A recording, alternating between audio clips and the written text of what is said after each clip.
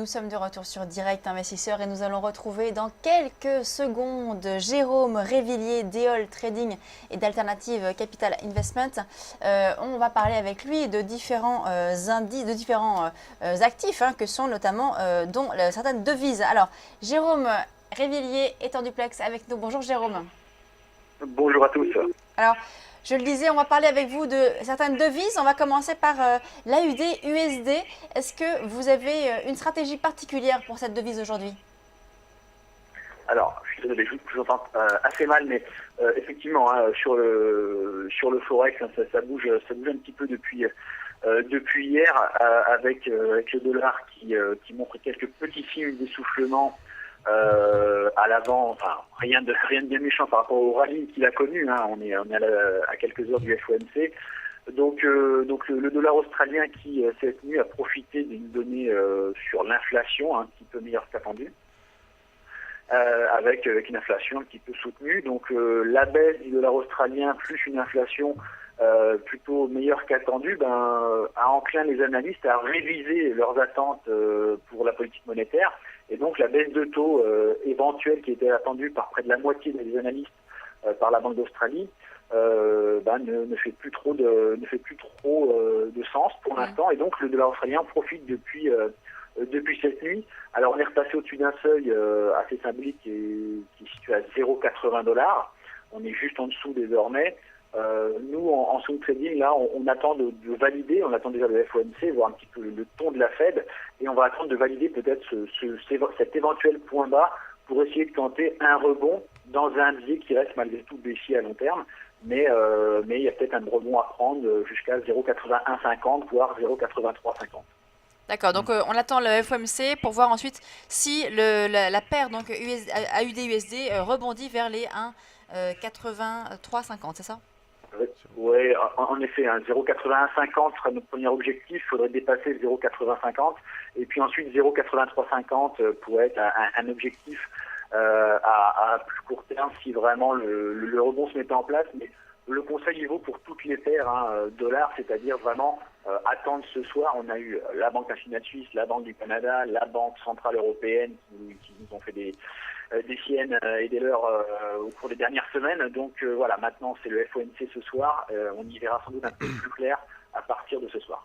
Alors, Jérôme, la semaine dernière, vous avez parlé également du silver, c'est l'argent métal. Vous étiez plutôt long, c'est-à-dire acheteur sur le silver.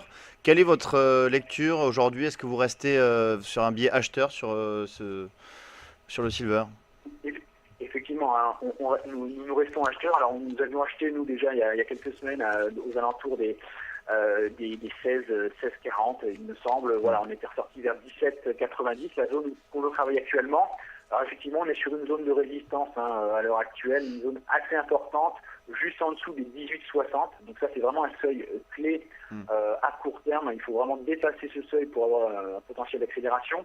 Maintenant, effectivement, je reste acheteur sur repli, toutefois. Donc vraiment, avant 17,30, on ne fait rien. J'aimerais bien un repli, moi, sur 17,30, voire 16,50 même, pour entrer à l'achat. Voilà, donc ça, c'est le biais qu'on conserve à l'achat, mais sur repli pour le moment, ou vraiment sur un dépassement fort des 18,60. Très bien. Et il y a également une autre paire de devises que vous suivez particulièrement, c'est le câble, c'est le GBP-USD. Quelle est votre stratégie sur ce GBP-USD?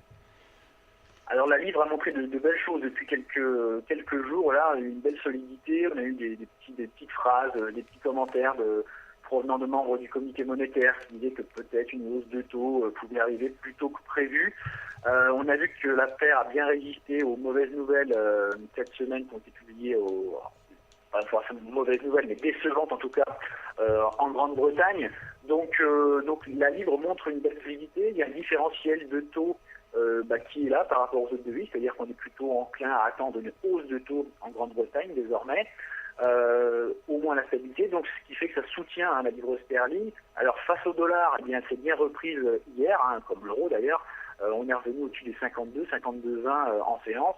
Là, on se replie un petit peu sur une zone de support. Moi, personnellement, tant qu'on va rester, comme j'ai écrit ce matin, au-dessus des 1,50, il y a vraiment des achats à faire. Alors, avec levier prudent, puisqu'on est plutôt à contre-tendance à long terme, mais encore une fois, essayer de jouer l'essoufflement de la tendance à long terme pour jouer des rebonds. Ne pas oublier qu'on est dans un biais baissier, mais les rebonds sont jouables sur un repli sur 51,30, 1,50-50, et puis tant qu'on reste au-dessus des 1,50, à 49,80, on peut continuer à jouer ces scénarios. D'accord. Donc, tant qu'on est au-dessus des 1,50, on peut jouer donc des achats à la hausse. Exactement. Et l'objectif, c'est quoi, par exemple, Alors, si on rentre en position? L'objectif, donc, l'objectif rapide, c'est un retour sur 1,5280, pardon. Et puis ensuite, pourquoi pas une extension sur les 1,5420, 1,5450, où là, il faudra se méfier et la tendance baissière pourrait reprendre. Merci. Alors, on va passer maintenant à l'autre actualité. Enfin, l'autre actualité, ça fait une semaine déjà que c'est l'actualité. C'est évidemment le quantitative easing de la BCE de la semaine dernière. Ça a impacté les marchés. On a vu vraiment ces belles hausses sur les marchés actions, notamment l'indice parisien. On a une petite correction hier. Là, aujourd'hui, on est aussi en train de corriger, on va dire gentiment. Quel est votre objectif, vous, sur le CAC? Alors, tout d'abord un point sur la BCE effectivement et le quantitative easing. On a vu une nette différence, c'était assez significatif, la différence de communication entre la Banque nationale suisse qui avait complètement envoyé un tsunami sur les marchés et la prudence et l'agilité de Mario Draghi qui avait habilement fait chuter la taille du quantitative easing la veille. Donc on a vu des réactions de marché, effectivement, mais des réactions de marché qui étaient anticipé, quoi. C'est-à-dire qu'il n'y a pas eu de surprise. Voilà, les actions ont bien réagi. La hausse a bien repris sur la rumeur et sur la confirmation de ce quantitative easing. Maintenant, on a des marchés là, qui se mettent un petit peu en mode attente. On a quelques statistiques décevantes aux États-Unis qui sont apparues, des résultats d'entreprises qui sont pas forcément au beau fixe et qui ont surtout des perspectives un petit peu entachées par la hausse du dollar. Donc ces petites choses-là ont mis un petit peu la pression sur les indices depuis hier, avec une correction. Alors sur le futur CAC, on est aux alentours de 4006. Je pense que cette correction, elle peut en effet se poursuivre. Alors il faut toujours être très prudent avec les marchés actions en ce moment, parce qu'ils ont tendance à faire pas mal de contre-pieds. Là actuellement, on est sur un support, donc on reste prudent, mais c'est vrai que la cassure de 4580 pourrait ouvrir la brèche vers un retour sur 4005, 4450 assez rapidement. Voilà, si j'ai un objectif à court terme de repli, en cas de cassure de 4006, vraiment confirmé, on pourrait avoir 4450. Merci beaucoup Jérôme Révillier, donc fondateur d'EOL Trading. Merci beaucoup. On va marquer une pause et on se retrouve dans quelques instants pour la suite de Direct Investisseur.